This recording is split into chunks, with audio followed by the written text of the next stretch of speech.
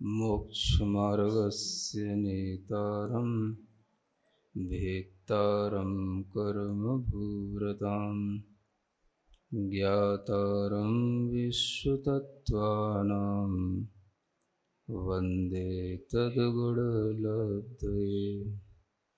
देवादिदेव आदिम तीर्थंकर श्री ऋषभनाथ भगवान की, वर्तमान शासन नायक श्री वर्धमान महावीर भगवान की, परम पूज्य आचार्य गुरुवर श्री विद्यासागर जी महाराज जी की।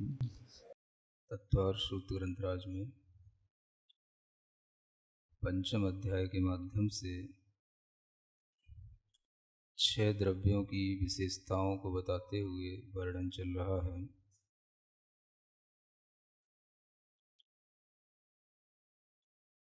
पुद्गल द्रव्य के बारे में कल अणु और स्कंद के रूप में बताया गया।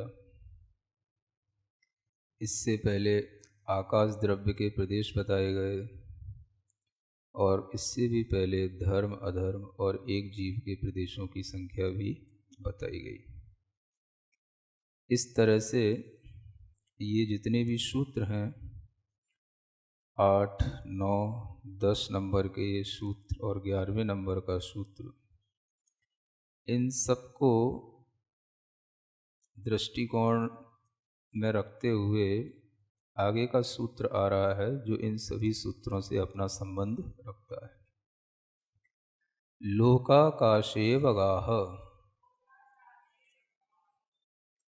लोकाकाश में अवगाह होता है।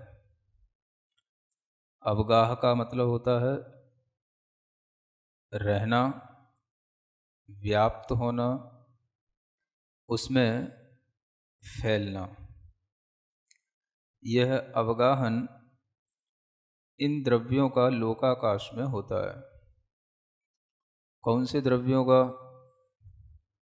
तो आपको ऊपर से सभी जो 8वें नंबर से सूत्र लिए गए हैं उन सबको आपको इस सूत्र के साथ में जोड़ना है। यानी धर्म द्रव्य का, अधर्म द्रव्य का, जीव का, आकाश का, आकाश तो आकाश में है ही, और पुद्गल का। इन और पुद्गल में भी जो पुद्गल स्कंद के रूप में है वो और अणु के रूप में है वो, इन सबका अवगाह कहाँ है? लोकाकाश में है। यानी लोकाकाश एक स्थान हो गया, एक आधार हो गया, एक यूनिवर्स का वह पोर्शन हो गया जिसमें सभी प्रकार के यह द्रव्य रहा करते हैं। आकाश का ही यह एक भेद बन जाता है। अलग से लोकाकाश कोई दूसरी चीज नहीं है, आकाश का ही यह पार्ट बन जाता है जिसमें कि यह द्रव्य देखे जाते हैं या पाए जाते हैं। लोक शब्द के बारे में यदि हम देखें तो लुक धातु होती है, लुक धातु से लोक शब्द बनता है।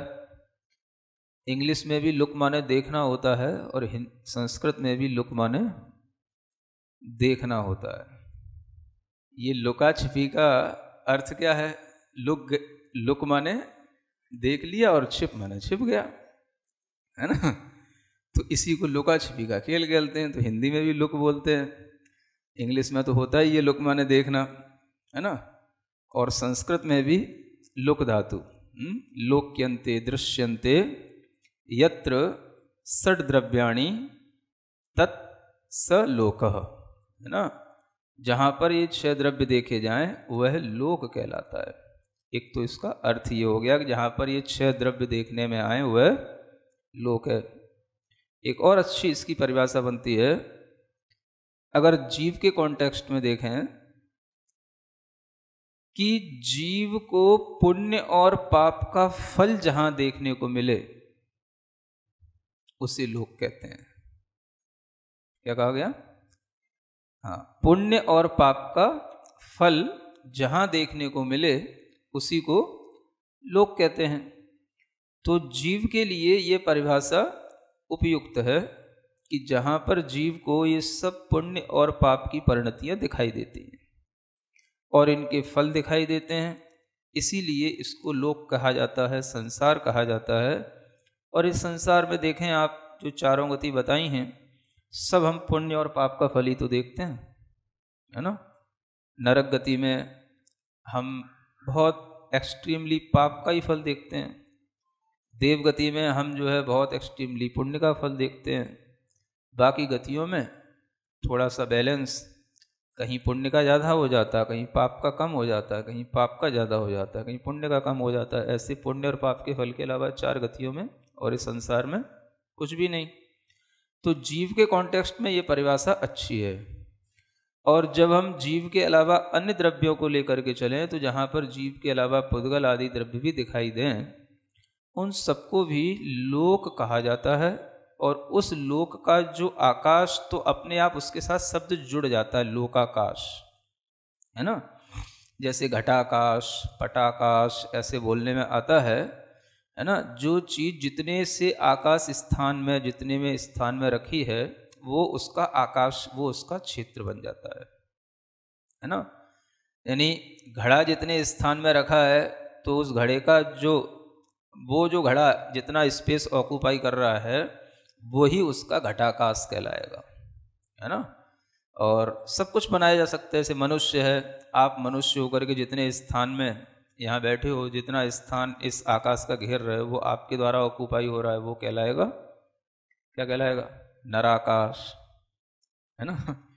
माने मनुष्य के द्वारा घेरे जाने वाला आकाश तो उसके साथ जुड़ने वाला स्थान हो जाता है। तो इस तरीके से यह लोकाकाश जो शब्द है, यह अपने आप में दो अलग अलग शब्द होते हुए भी एक ही अर्थ को बताने वाला है।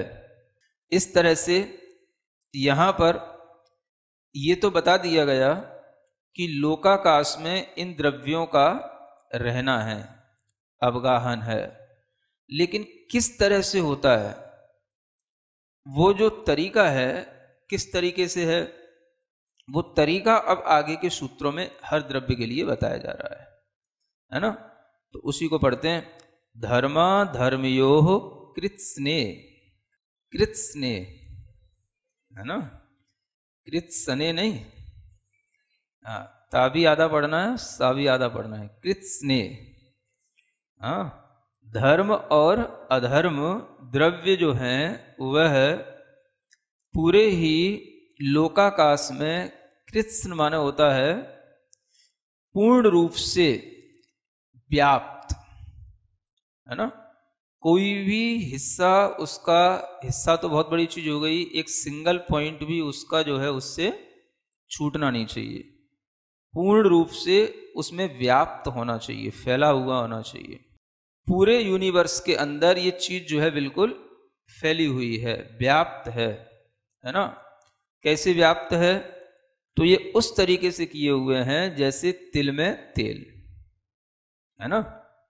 Just like oil in oil seeds, है ना। कि वह जो, हम ये नहीं कह पाएंगे कि वह तिल पहले है कि तेल पहले है ना, या तिल का कोई स्थान तेल से छूट रहा हो। इसी तरीके से वह धर्म और अधर्म द्रव्य पूरे लोकाकाश में फैला हुआ है। कोई भी प्रदेश छूटता नहीं। धर्म और अधर्म द्रव्य ही ऐसे हैं जो एक द्रव्य हैं और पूर्ण लोक में व्याप्त हैं। इस तरह के द्रव्य, इसका मतलब और कोई नहीं है जो पूरे लोक में एक होकर के फैले हुए हो। कहाँ फैले हुए हैं? जो पिछले वाला सूत्र है उससे इसको जोड़ना है। लोकाकाश में इनका अवगाहन तो है, लेकिन किस रूप में है? तो कृत्स्न रूप में है। पूर्ण लोक में ये व्याप्त हैं। इसलिए पिछले सूत्र के साथ जब हम इसका अर्थ जोड़ेंगे तो बहुत अच्छे से समझ में आएगा। अगर हम दोनों को एक कर दें तो देखो बहुत अच्छा लगेगा। लोकाकाशे धर्मा धर्मयो कृत्स्ने अवगाह, या कृत्स्ने को पहले लिखो क्योंकि कृत्स्न जो है लोकाकाश का विशेषण है। तो कृत्स्ने लोकाकाशे धर्मा धर्मयो अवगाह। अब ये देखो आप कि यह जो लोकाकाश है, यह ही सब द्रव्यों के लिए अवगाहन दे रहा है तो अपने आप में इसी की अवगाहन शक्ति सबसे बड़ी मानी जाएगी। लोकाकाश है, यही सबके लिए स्थान दे रहा है, तो यही विभु हो गया। इसको क्या बोलते हैं? विभु। एक शब्द सुना है ना आपने, प्रभु नहीं, विभु। प्रभु में और विभु में अंतर होता है। विभु का मतलब होता है जो सबका आधार हो, सर्व द्रव्यों के लिए स्थान देने वाला हो, सबका आश्रय हो, सबका आश्रयदाता हो, उसको विभु बोलते हैं। और जो प्रभु होता है वो कौन होता है? जो सर्व सामर्थ्यवान हो, उसको प्रभु बोलते हैं। इसलिए हम ये कह सकते हैं कि आकाश आधार है अन्य सभी द्रव्यों के लिए, इसलिए अन्य द्रव्य आधेय कहलाते हैं और वह आकाश आधार कहलाता है। इस तरह के संबंध को आधार आधेय संबंध कहते हैं। आधेय का मतलब जिस आधार पर जो चीज रहे उसको आधेय कहते हैं, है ना। तो आधार आधेय संबंध भी एक संबंध होता है। आप बैठे हैं, किसके आधार पर बैठे हैं? किसके आधार पर बैठे हैं? जमीन के आधार पर। तो जमीन आपके लिए क्या हो गया? आधार। आप क्या हो गए? आधेय हो गए। आधार आधेय संबंध के बिना कोई चीज रहती नहीं। कोई भी पदार्थ है, कहीं ना कहीं वो रुका हुआ है, टिका हुआ है, रखा हुआ है, जो है वो उसका आधार हो गया, जो पदार्थ है वो उसका आधेय हो गया। ये न्याय में ये आधार आधेय संबंध के नाम से जाना जाता है। तो आधार आधेय संबंध इस तरह से भी होते हैं, जैसे कुर्सी है या मनुष्य है, वो यहां जमीन पर बैठा है, एक तो ये आधार आधेय संबंध है। और एक इस तरह का आधार आधेय संबंध है कि तिल में तेल है। दोनों में अंतर है। कहा तो जो वही जाएगा, तेल भाई कहाँ है? तो तिल में है, तो तिल उसका आधार हो गया। इसी आधार को हम अधिकरण कहते हैं। संस्कृत में जो सप्तमी विभक्ति लगती है अधिकरण अर्थ में आती है ना। तो उस आधार में जब हम कहते हैं तिल में तेल है, तो ये पूछा जाए कि ये तिल में तेल जो है, ये जो आधार बताया जा रहा है, ये आधार और ये जो आधार है, इन दोनों में कोई अंतर है कि नहीं? जो कुर्सी का या मनुष्य का धरती पर आधार है, इसमें तो अंतर है ना। तो आधार आधेय संबंध भी कई प्रकार के होते हैं। यहां कौन सा संबंध आपके लिए इन द्रव्यों के साथ लगाना? कौन सा संबंध लगाना? उदाहरण कौन सा फिट बैठाना? तिल में तेल वाला। ऐसा नहीं कि आप यहां बैठे हो जमीन पर तो ये आपका आधार आधेय संबंध इसके साथ लग जाए, ऐसा नहीं चलेगा। क्यों नहीं चलेगा? क्योंकि आप अभी बैठे हो, थोड़ी देर बाद उठ के चले जाओगे, है ना। उससे पहले भी ये आधार था लेकिन आधे नहीं था, तो ऐसा इन द्रव्यों के साथ नहीं होगा। तो इसमें कौन सा संबंध लगेगा? तिल में तेल की तरह ये संबंध जो है इसमें चलेगा। तो ये संबंध के माध्यम से ही यह आकाश को भी आधारपना कहा जा सकता है। अधिकतर लोग ये समझते हैं कि आधार आधेय संबंध वहां बनता है जहां पर कि दो चीजें आगे पीछे हों, है ना। जैसे कि आप अभी यहां आ गए, इससे पहले आधार तो था, आधे बाद में आया। किसी बर्तन में आपने कोई भी द्रव्य रख लिया, पानी भर लिया या कोई भी और सामग्री रख ली, बर्तन पहले था, फिर हमने सामग्री उसमें डाल दी, तो आधार पहले लाए, फिर उसमें हमने दूसरा आधे पर उसमें रख दिया, तो ये आधार आधे होता है। तो ऐसा आधार आधे का संबंध व्यवहार में समझा जाता है, लेकिन यहां पर आपको ये वाला आधार आधे नहीं समझना। नहीं तो क्या होगा कि पहले आकाश आया, फिर उसने जो है धर्म द्रव्य अधर्म द्रव्य को रखा, ऐसा नहीं बनेगा। इसमें आगे पीछे का टाइम नहीं होता, है ना। जबकि साइंस के लिए इस तरीके का आधार आधे समझना कठिन सा हो जाता है। साइंस क्या कहती है? ये जो आपको सब कुछ क्रिएशन दिखाई दे रहा है, इसके लिए वो मानती है कि आज से लगभग 14.5 बिलियन ईयर्स एगो सबसे पहले क्या एटम क्रिएट किया गया। पहले एटम बना। कितने? हाँ, 14.5 बिलियन ईयर्स एगो क्या बना? पहले एटम बना। फिर उसके बाद में 10 बिलियन ईयर्स बाद, समझ आ रहा है, फिर उसके बाद में ये सब जो क्रिएशन हमें दिखाई दे रहा है उसकी एनर्जी ये इसके बाद में हमें दिखाई दी। मनुष्य है और भी जो चीजें हैं, ये सब अस्तित्व जो है बाद में आया। तो ये इतना टाइम गैप के साथ में कोई चीज अपने को क्रिएट कर रही है, ऐसा यहां नहीं होता है। यहां तो सब कुछ हमेशा है ना। All substances exist at all time. जितने भी पदार्थ हैं वो हमेशा हैं।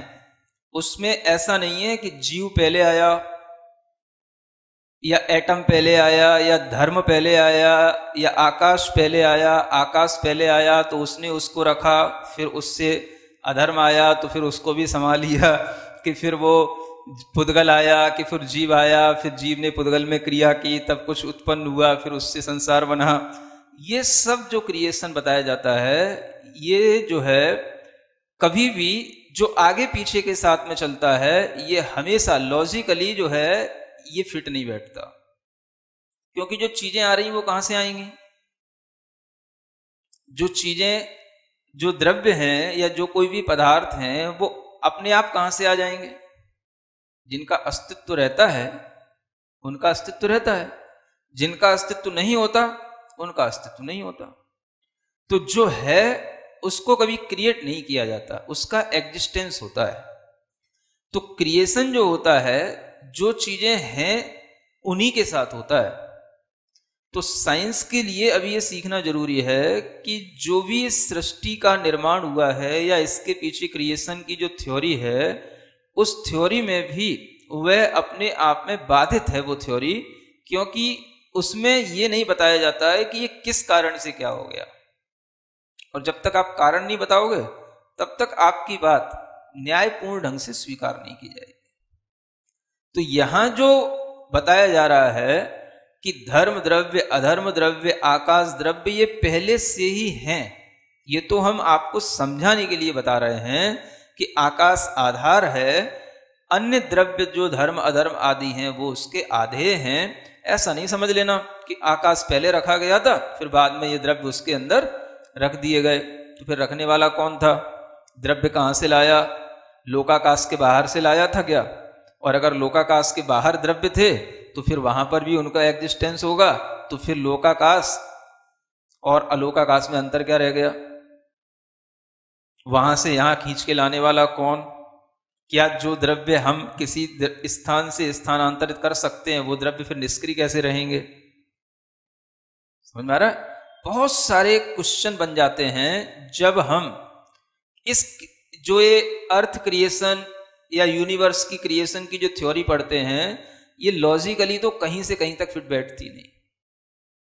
जो चीजें हैं वह स्व प्रतिष्ठित कहलाती हैं। हर चीज अपने आप में स्थित है।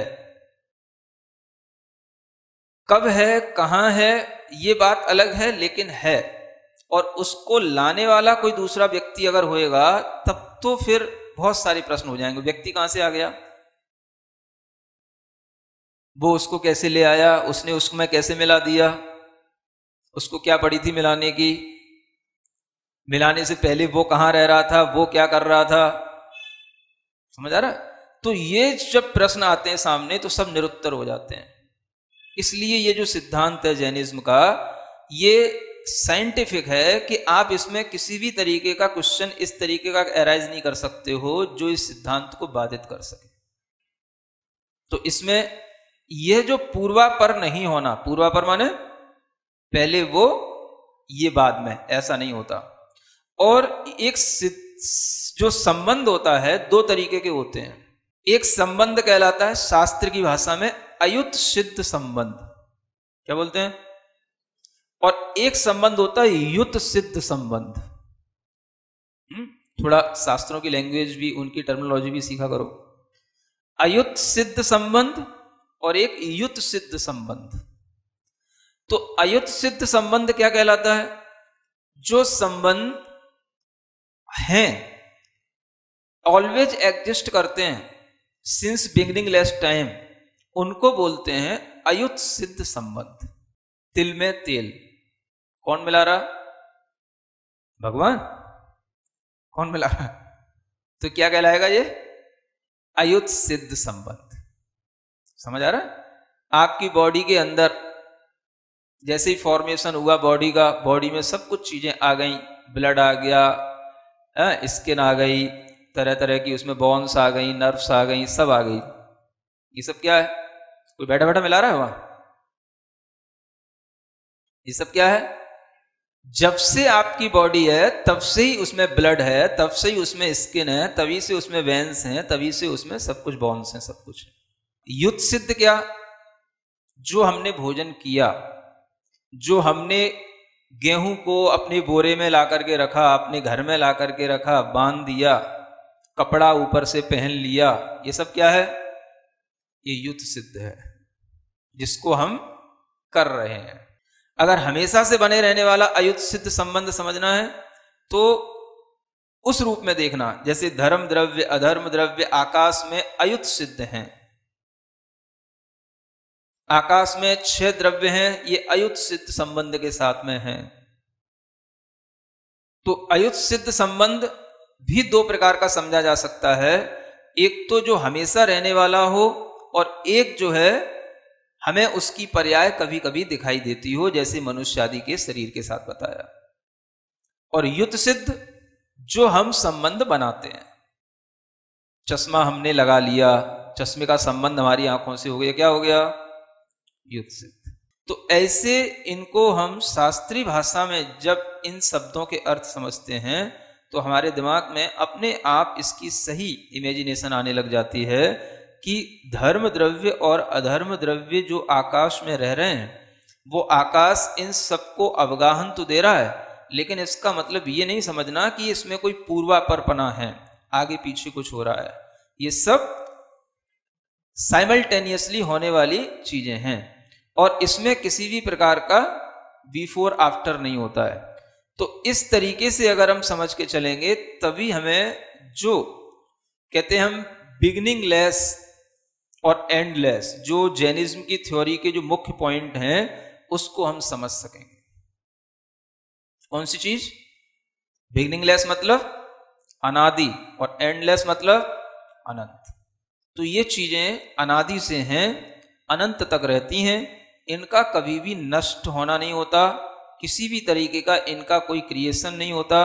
ये सिर्फ आपको समझाने के लिए बताया जा रहा है कि अवगाहन अवकाश द्रव्य देता है और ये सभी द्रव्य उसके अवगाहनत्व के कारण से उसमें रह रहे हैं, लेकिन इसमें कुछ भी बिफोर और आफ्टर दैट वाली बात नहीं है। ये समझ के चलना। आगे का पढ़ते हैं। एक प्रदेशादिषु भाज्य पुद्गलानाम। अब देखो, पुद्गलों का भी अवगाह है, इसको भी उसी 12 नंबर के सूत्र के साथ जोड़ना है। लोकाकाशे पुद्गला नाम अवगाह। लोकाकाश में पुद्गलों का अवगाह कैसे है? तो उसका ये तरीका बताया गया। एक प्रदेश आदिषु भाज्य, यानी एक प्रदेश को आदि लेकर के प्रमुख बना करके फिर बाद में उसके भाज्य माने उसके भेद विकल्प कई बन सकते हैं। उन सब विकल्पों के साथ में इस पुद्गल द्रव्य का लोकाकाश में अवगाह जानना। तो कैसे जानना?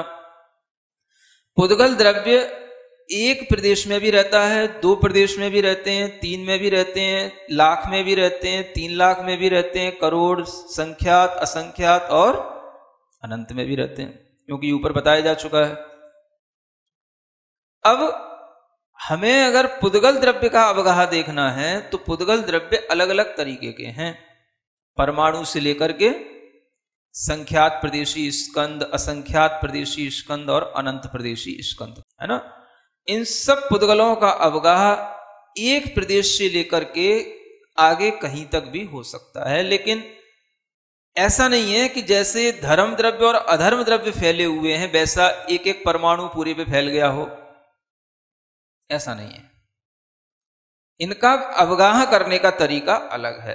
तो पुद्गलों का अवगाह कैसे होता है, जैसे मान लो एक परमाणु है, तो एक परमाणु का एक सिंगल स्पेस पॉइंट होएगा, तो वो कितना स्पेस ऑक्युपाई करेगा, तो वो भी सिंगल पॉइंट के बराबर करेगा। इसीलिए परमाणु जितनी जगह घेरता है उसी को हम प्रदेश कहते हैं। तो एक परमाणु एक प्रदेश में रहेगा।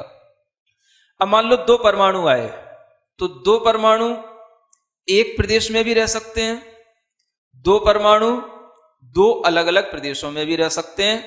अगर बद्ध होकर के रहेंगे तो एक प्रदेश में भी दो परमाणु समा जाएंगे, अलग अलग होकर के रहेंगे तो दो प्रदेशों में रह लेंगे। तीन परमाणु आए तो एक प्रदेश में भी तीन परमाणु रह लेंगे, दो में भी तीन रह लेंगे और तीन में भी तीन रह लेंगे। वो परमाणु में वो अवगाहन शक्ति है जिसके कारण से एक ही परमाणु अनेक परमाणुओं को अवगाहित एक ही पॉइंट पे कर लेगा, क्योंकि परमाणुओं में संख्यात, असंख्यात और अनंत तीनों पनाह होते हैं। तो अनंत प्रदेश, अनंत परमाणु भी एक प्रदेश वाले परमाणु में समा सकते हैं, एक ही प्रदेश में। अनंत परमाणु दो प्रदेशों में भी समा सकते हैं, तीन में भी समा सकते हैं, और तीन से लेकर के संख्यात, असंख्यात और अनंत तक ले जाओगे तो सब में समा सकते हैं। समझ में आ रहा है? ये परमाणुओं का रहने का ढंग है। और परमाणु इसीलिए पुद्गल के सबसे अविभाज्य कण कहलाते हैं, क्योंकि उन्हीं से स्कंद बनते हैं। और उन परमाणुओं के मिलने से जो स्कंद बन रहा है वो स्कंद लोकाकाश में ही रहता है, और लोकाकाश के एक पॉइंट पर भी रह सकता है, दो प्रदेशों पर भी रह सकता है, संख्यात में भी रह सकता है, संख्यात में भी सभी प्रदेशों में रह सकता है।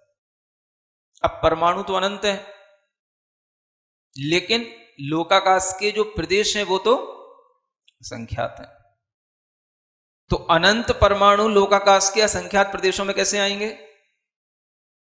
तो वो भी परमाणु की अवगाहन शक्ति के कारण से आ जाएंगे, क्योंकि सभी परमाणु स्थूल नहीं होते हैं, परमाणु तो सूक्ष्म होते हैं, और सभी स्कंद भी स्थूल नहीं होते हैं, और सभी स्कंद एक जैसे भी नहीं होते हैं, स्थूल भी होते हैं, सूक्ष्म भी होते हैं, और सूक्ष्म परिणमन करने की शक्ति वाले भी होते हैं। एक बाल्टी पानी कहीं रखा हुआ है ना?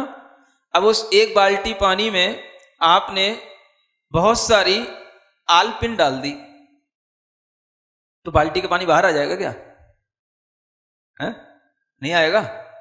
आपने उसमें मान लो 1 किलो नमक भी डाल दिया, वो भी उसमें घुल जाएगा, आखिर कहीं तो जा रहा है वो। इसी को बोलते हैं अवगाहन शक्ति। वो जल क्या कर रहा है? वो जल जो है उस नमक को अवगाहित कर ले रहा है अपने अपनी उस अवगाहन शक्ति के कारण से। इसी कारण से लोकाकाश में स्पेस तो केवल असंख्यात प्रदेश वाला है, लेकिन उसमें इतने अनंत पुद्गल परमाणु उसमें रह जाते हैं, क्योंकि उन सबकी अवगाहन शक्ति भी अपनी अपनी अलग अलग है। और दूसरा, कुछ परमाणु स्कंद सूक्ष्म परिणमन करने वाले होते हैं, तो कुछ स्थूल रूप से परिणमन करने वाले होते हैं। तो सभी पृथ्वी की तरह ही कठोर या स्थान घेरने वाले नहीं है। आकाश है, हवा, आकाश में हवा है, पानी है, ये सब जो है इसी तरीके से रह जाते हैं, और किसी के लिए कोई भी उसमें बाधा नहीं आती है। तो आकाश में तो अवगाहन शक्ति इन सबको अवगाहित करने की है ही, लेकिन पुद्गल भी पुद्गल को अवगाहित कर लेता है, ये उसकी अपनी अवगाहन शक्ति है। इसलिए कह रहा था अन्य द्रव्यों में भी यह अवगाहन शक्ति पाई जाती है, ये अवगाहन गुण पाया जाता है। तो इस तरह से यह एक प्रदेश को मुख्य बना करके हम उसे संख्यात असंख्यात प्रदेशों तक भी उन पुद्गलों का विभाजन करते हुए अनंत पुद्गलों को ले जा सकते हैं। इसमें कोई बाधा नहीं, यह इस सूत्र के माध्यम से बताया गया। तो धर्म द्रव्य और अधर्म द्रव्य जैसे रह रहा है वैसे पुद्गल नहीं रह रहे हैं, ये अब आपको अच्छे ढंग से ध्यान में रख लेना है। ठीक है ना? आगे का एक सूत्र है, पुद्गलों का समझ लिया, अब जीवों का और समझते हैं, जीव कैसे रहता है। असंख्य भागादिषु जीवानाम। अब देखो यहां क्या कहते हैं, जीवानाम, पूरे पिछले वाले सूत्र से लगाओ, लोकाकाशे जीवानाम असंख्य भागादिषु अवगाह, ऐसा बनेगा, है ना। जीवों का अवगाह लोकाकाश में असंख्य भाग को आदि करके प्रारंभ करना और फिर उसको बढ़ाते जाना। मतलब क्या करो, आप ये करो कि इस पूरे लोकाकाश के असंख्यात भाग बनाओ पहले। जैसे आपको सिखाया था ना, जम्बू द्वीप के 190 पोर्शन बनाओ, तो उसमें एक पोर्शन जो बना वो बन गया भरत क्षेत्र, 190वां भाग पूरे जम्बू द्वीप का। उसी तरीके से पूरा जो लोकाकाश है कितना बड़ा है, 343 घन राजू प्रमाण, समझ आ रहा है। 14 राजू ऊंचा है, 7 राजू अंदर मोटा है, उत्तर दक्षिण फैला हुआ, और नीचे जो है पूरा पश्चिम तो 7 राजू, फिर 1 राजू, फिर 5 राजू, फिर 1 राजू, ऐसे अलग अलग डायमेंशन को लिए हुए है। तो ये पूरा हो गया ना, उसकी पूरी हाइट, अंदर उसकी 3 डायमेंशन जो उसकी डेप्थ देखोगे वो, और सामने जो आपको जो उसकी आकृति दिखाई दे रही है वो, इन सबको आप मिलाकर के जब इसका अलग अलग मतलब इसका पोर्शन करके भी आप इसका क्यूब निकालोगे तो वो निकलता है 343 घन राजू, ये उसकी माप आती है। तो इतने उस लोक के आप असंख्यात उसके भाग करो, और उस असंख्यात भाग में से एक भाग ले लो।